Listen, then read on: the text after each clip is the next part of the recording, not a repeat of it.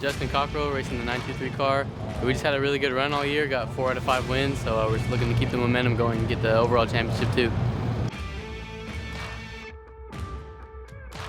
Yeah, you know, the class championship's going to be a huge thing just in itself if I can get that pulled off.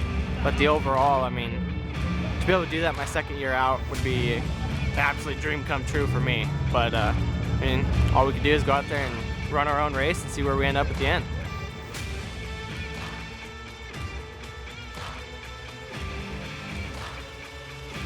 Pat Gailey here, 2019 Raid at the River. It's been an amazing year so far. I think I have Class 10 wrapped up coming in, but still got to finish and have a good run. The big one here is the overall. You know, we're all three really battling. You know, it's going to come down to Sunday and who gets the win.